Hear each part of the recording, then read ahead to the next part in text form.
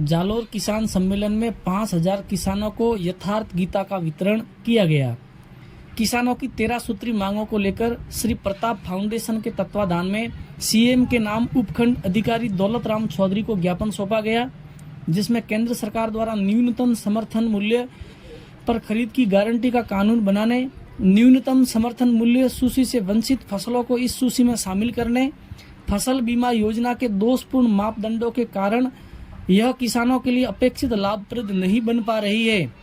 इसलिए इनके मापदंडों में बदलाव करने, किसान क्रेडिट कार्ड की ब्याज दरों में लिए जा रहे ब्याज अनुदान की सीमा बढ़ाकर 7 लाख करने, जालोर जिले के भूमिगत जल स्तर को बढ़ाने के लिए जवाई बांध से पानी का एक निश्चित हिस्सा प्रतिवर्ष जवाई नदी में प्राकृतिक बहाव में छोड़ने,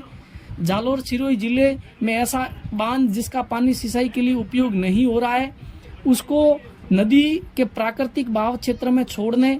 माही बेसिन के व्यर्थ बहने वाले जल को जालोर सिरोही में पेयजल व सिंचाई के लिए उपलब्ध करवाने के बाबत मुख्यमंत्री बजट घोषणा 2023-24 को शीघ्र मूर्त रूप देने की कार्रवाई शुरू करने व राजस्थान व गुजरात राज्य के बीच में हुए समझौते के अनुरूप माही परियोजना की क्रियान्विति करने, सिरोही जिले में भूमिगत जल स्तर बढ़ाने हेतु 32 नाले के पानी को छोटे छोटे बांधों व तालाबों में डालने की दीर्घकाल से मांग चली आ रही है, इस पर तुरंत प्रभाव से सकारात्मक कार्रवाई करने, जवाई बांध का पानी शिवगंज क्षेत्र में भी सिंचाई के लिए दिया जाए, कृषि उत्पादों की आयात नीति को किसानों के हितों को ध्यान में रखकर संशोधित करने, केंद्र सरकार द्वारा किसान सम्मान निधि की महंगाई के अनुसार उनको बढ़ाने, महाराष्ट्र व मध्य प्रदेश के तर्ज पर राजस्थान सरकार द्वारा भी केंद्र के समकक्ष किसान सम्मान निधि देने, किसानों को अनुदानित कृषि यंत्रों को खुले बाजार की खरीदी में अनुमति देने, अनुदान राशि व उनके लिए बजट आवंटन बढ़ाने, कृषि यंत्रों की खरीद को जीएसटी से मुक्त करने, जालोर सिरोही क्षेत्र अनार टमाटर मिर्च का उत्पादन अधिक है इसलिए भंडारण प्रसंस्करण एवं विपणन की व्यवस्था करवाने, किसानों पशुओं के बीमा सीमा को हटाने के साथ बीमित पशुओं की मृत्यु पर मिलने वाली राशि का सरलीकरण, खड़ी फसलों को मवेशियों द्वारा नुकसान पहुंचाने की स्थिति में बचाव के लिए विशेष योजना बनाने,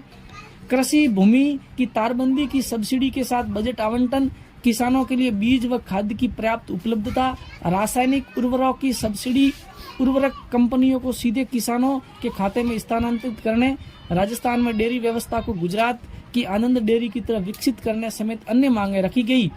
किसान सम्मेलन के दौरान किसानों को यथार्थ गीता का वितरण किया गया। 5000 से अधिक यथार्थ गीता वितरण की गई। समारोह स्थल पर सफाई करने वाले कार्मिकों को भी गीता की प्रति भेंट कर सामाजिक समरसता का उदाहरण पेश किया।